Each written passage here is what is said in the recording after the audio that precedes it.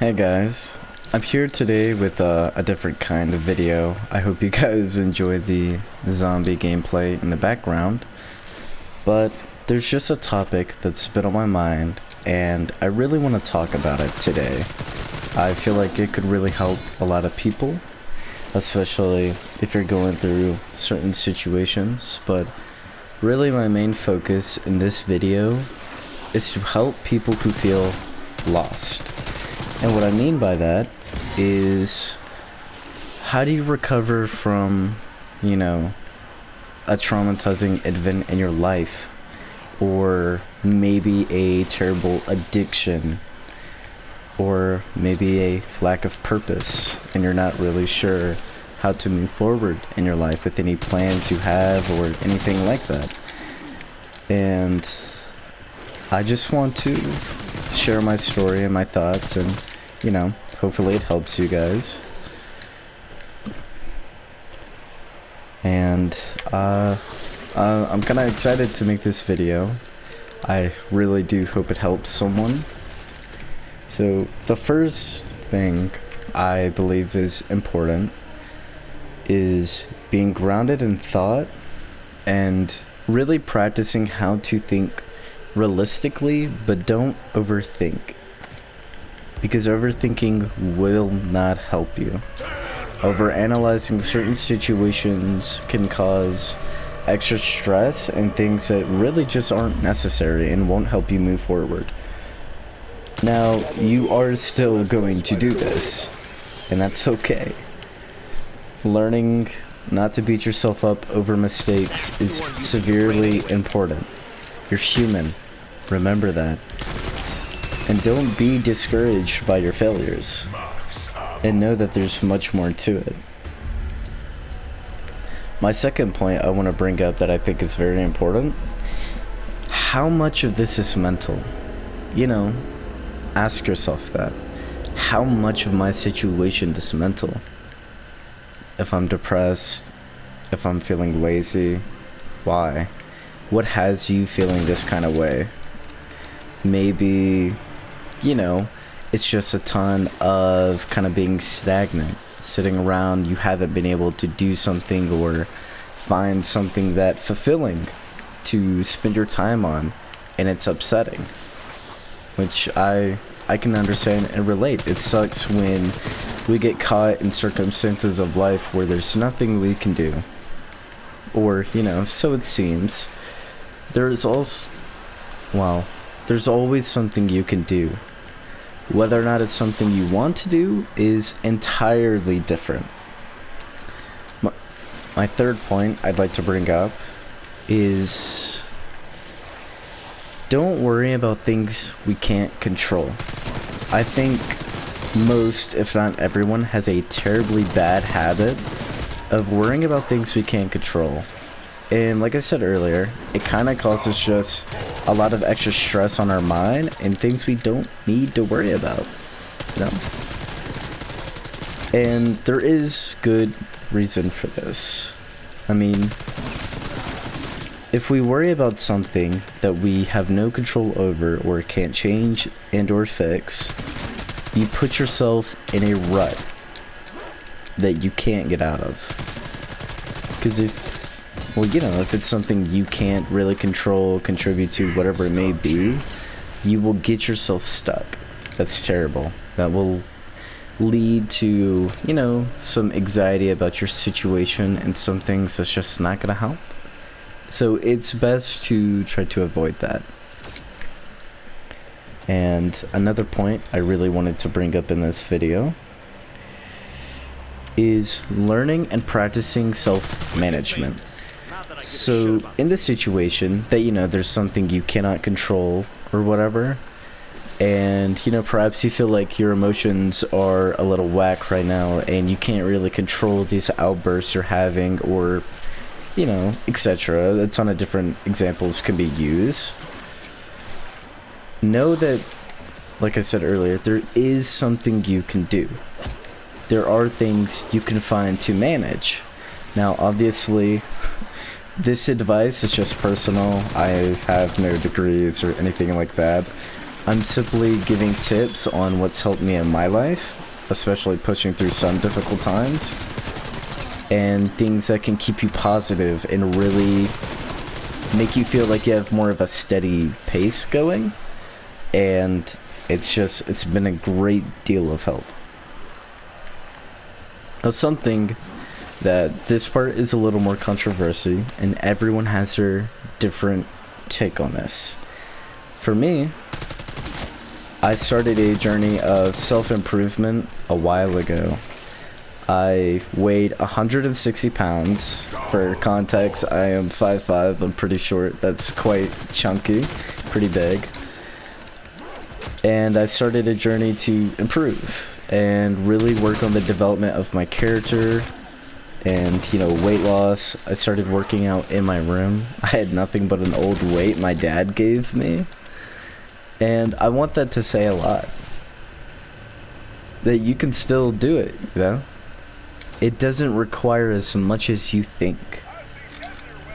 And we don't have to have this, you know, absurd jump start or to be gifted with a ton of stuff off the bat for us to get somewhere or make serious improvements. I think that's just... I thought we have, maybe growing up, certain ways or whatever, but you can do a lot with nothing. And perspective plays a lot into that, you know? Are you a half full or half empty kind of thinker? And if you're a little skeptic on it, something I could say is, well, how do I put this?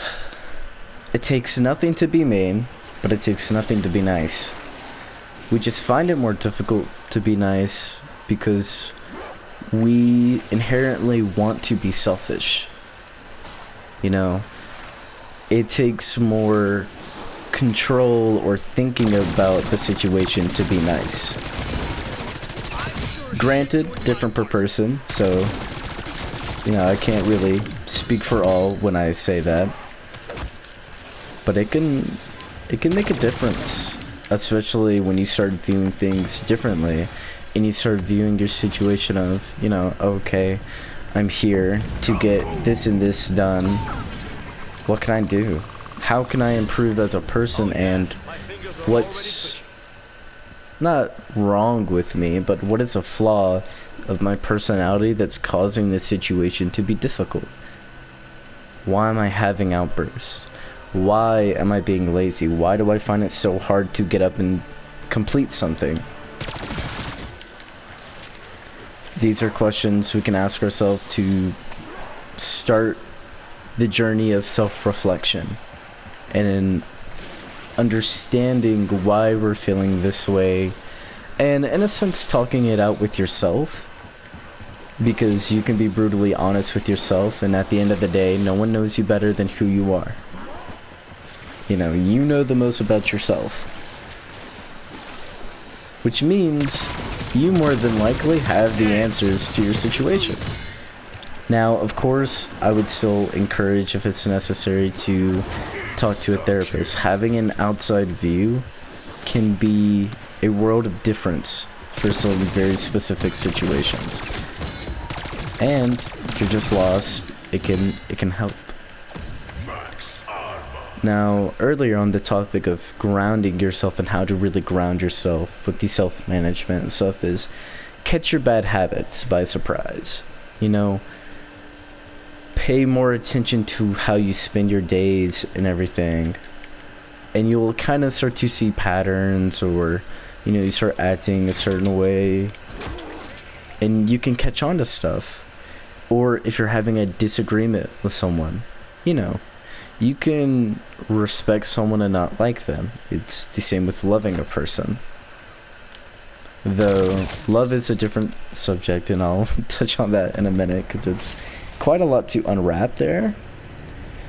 It's also understanding, on another one of my points, is no one starts as a good person.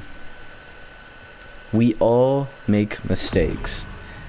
We all fuck up pretty bad. It just depends, are you messing up early, or are you messing up late into the game when you know you shouldn't be? And if you are gonna mess up, do it early. Get it out of the way and learn all that you can. Which ties back into self-reflection and the importance in that. And for me personally, with my story, in my journey of self-improvement, after 2 months I ended up losing a lot of weight and I felt better, but I knew I had a lot of flaws as a person, and those couldn't stand. That had to be fixed and taken care of, because I set myself to some high standards, and I refuse to give up. I refuse to it to be set in stone that I'm this way or this thing is flawed. There's a short time where I was on antidepressants, and later on I realized that I didn't need those, and they weren't solving my issue because it was internal. They weren't making me feel better or taking care of something I was unaware of. It was terrible. Now obviously this will not apply to everyone, but for me it wasn't the cure I needed. And for what I said was going to be controversy, is in this journey so far that's still been going for the last 2 years, I've noticed I've came closer to God. When I was younger, I was really skeptical of this, and honestly, I thought it was a bunch of hocus pocus. I thought none of it can be real, it doesn't make sense, until I recalled a memory that I had forgotten when I was very, very young.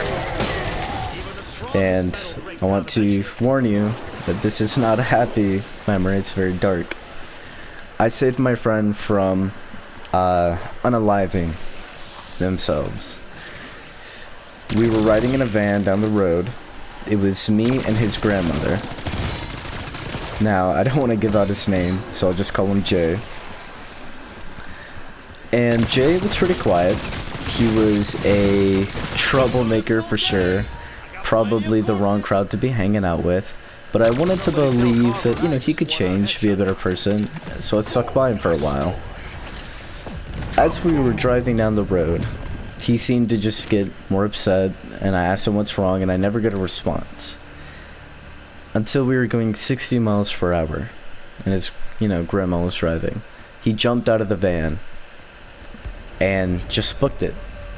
I don't know where he was going, I don't know how he knew of the place he went, but he just jumped, rolled off the road, and just ran.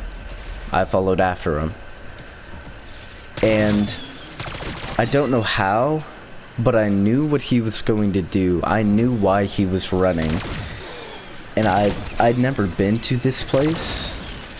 This was one of the few times I was ever in a car with him. I had no idea where we were going. And somehow I knew it.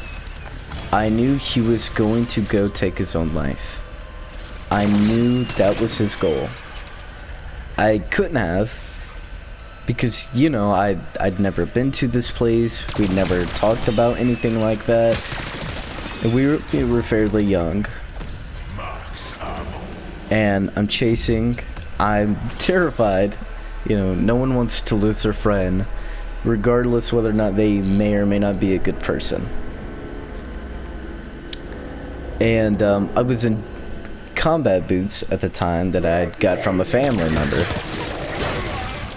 Granted, if you've ever had them and you've ever been in them for more than 5 or 6 hours, they tend to eat your heel up a little bit. So my feet from previous days and whatnot had already been pretty exhausted, sore, a little bleeding, but I'm not in shape. I very much wasn't at this point. And I was out of breath, and I was running and running and running, and I couldn't catch up. This guy was fast, he was insane. He was super fit, all that mess. And even though I was winded and out of breath, I kept running. even though it felt like my legs were on fire and I really didn't have the steam to keep going, I did. And we came up to this place with a ton of gravel and some abandoned forklifts, or, you know, it's like some construction vehicles. And he ripped a gear out, or, not a gear, but like a, what is it called? It's like the shift, you know, the shift stick. He ripped it out of the little vehicle he jumped in, and I was like yelling at him. I was like, talk to me, like, what's going on? Why'd you come over here? You okay? And he ripped it out, and I don't know how, but it ripped out, and the end of it was just like a knife. You know, it was rusty and sharp. And he said it was too late. And he pushed me out of the abandoned little vehicle, and he jumped out. I chased after him. And somehow, by the way, this guy was way, way, way stronger than me. And somehow, by a chance of fate, I had the strength to stop him. I shouldn't have. It made no sense that I did. And he cried. And I would hug him. And I would walk him back to the car. And, you know, talk to him and tell him it's okay. Obviously, his grandma scolded him and whatnot, as a parent will. And he's probably never told anyone that, so I hope he's not upset with me. We don't talk anymore. It's been a few years, actually. But the point I'm trying to get across in this story is for people who struggle to, you know, quote unquote, hear God. That was me hearing God. That was God talking to me. I shouldn't have known what I know. I should not have been able to stop him. And that's insane. It's a very big moment in my past I look onto. It's pretty crazy when I think about it now, especially with the friends I have now and the people I know. I couldn't bear that. You know, that would be terrible to witness. And even though I'm in better shape and, you know, all that mess, I don't know if I would have had that strength today. It's just not a guarantee. And looking back on that story and, you know, my memories of all that and whatnot, you realize moments in your life really should be impossible. There was no logical explanation, no science to it. There was nothing that could have proven how my brain got the information to know where he was going and what he was doing. It just happened in a flash. And in this journey of self-improvement, I've really learned some, I guess, hard truths. One being that love is not a feeling, it's a choice. When you choose to love someone, you be there for them regardless. It doesn't matter if they're a bad person, a good person, a mediocre. It doesn't matter if they're sexist or anything crazy. Because the point of when you love someone and you want what's best for them is you want them to get better. You want to help them. And when, you know, these videos would pop up on my feed of Jesus Christ, and for the longest time I was like, oh, you know, whatever, it's just TikTok. But it was pretty consistent. And then one day I really sat down and watched them and tried to understand why people believe in him. What was the logic to it? And obviously there is, you know, historical logic and testimony and all that mess that's considered real evidence. But what was important was really, I suppose, a moral of a lot of the stories in the Bible and reading in context.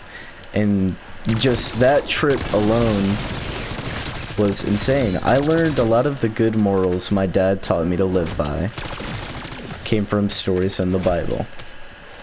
And I didn't really realize that, and maybe I was too young and too foolish too. But faith can help you if you know how to look. And the trickiest part about that is it does say in the Bible, or, you know, explains in general and whatnot, is God loves us and respects us, and he listens to our wishes. Meaning, if you don't ever want to see or hear nothing about that, you won't.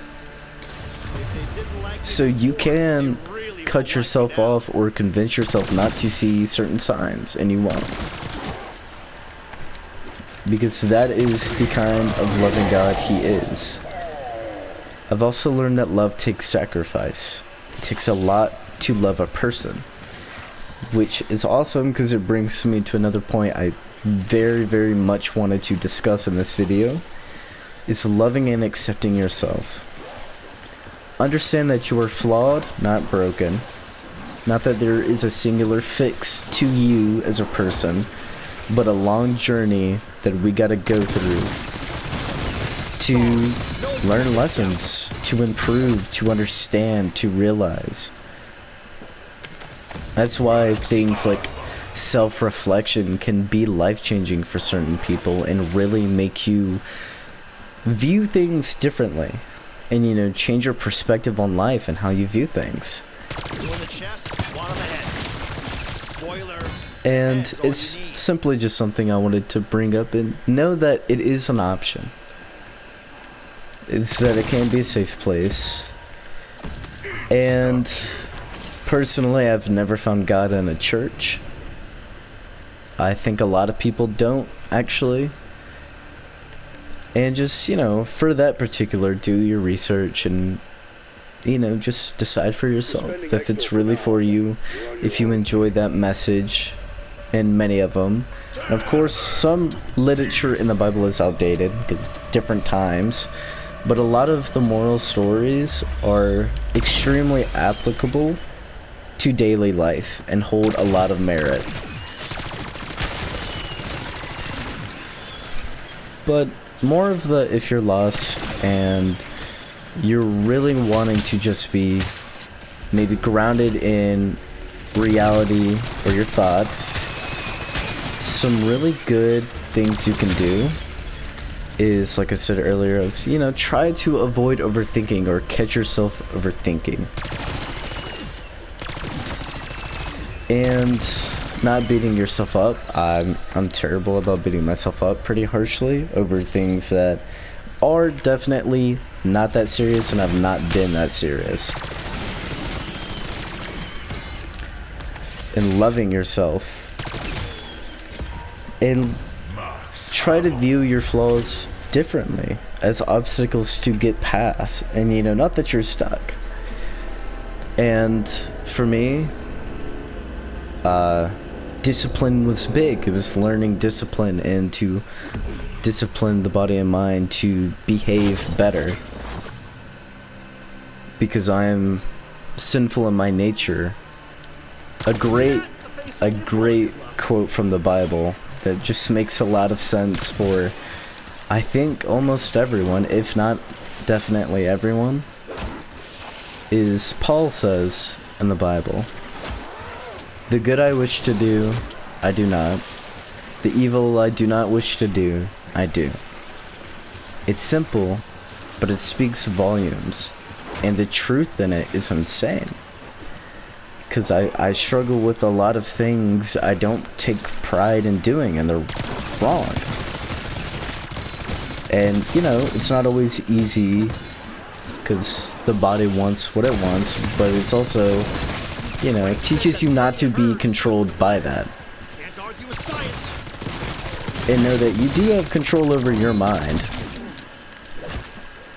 And I have someone very close to me that's a high-functioning autistic and, you know, BPD and some other things that really make it difficult to keep a more solid grip on, you know, reality and just other things like that, these kind of talks or something like this is helpful. It's helpful to get someone's perception, and of course I can't go into too much length or else you'd be watching a 3-hour video. And if anyone does see this, I hope it helps. And know that I love you. I don't have to know you to love you. You know, in my opinion, loving is more about just caring about your well-being and hoping for the better. And hoping your issues get resolved or, you know, problems get fixed, stuff like that. So, keep that in mind. That love, one, it's not sex, it never has been. It's not always romantical either. I think the term for it may be like platonic, and that may be totally wrong. Sorry to interrupt but your miserable shit-sucking existence. Loving someone, you know, is amazing, and I think we should all love each other. I believe we were all people made equally. I don't think everyone's been given equal opportunity in life, but that's much different. And just know there's people here. And this is a really cold world. It's messed up. It has a ton of just insane issues and things because of us. We're people. You know? And I kind of just wanted to make this video because I felt like it's necessary to talk about this, and maybe someone needs to hear it. But also knowing you're not alone. You haven't been for a while. I'm sure there's a lot of people you know that haven't told you maybe all their stories. But everybody has gone through something like this. And I know some people find it difficult to open up. And for that, I would say keep looking. Find that trustworthy person. Obviously, you know, treat them well, keep them close.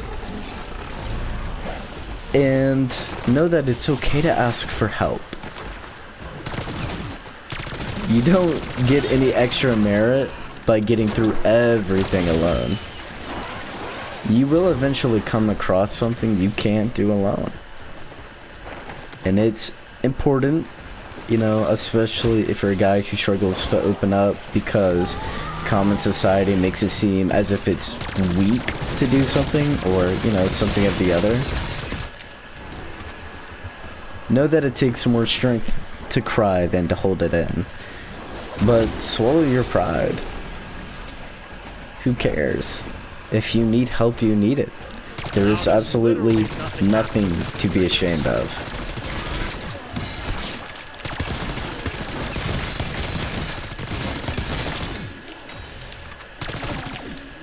And if there's a little bit of repeating and whatnot, I'm sorry.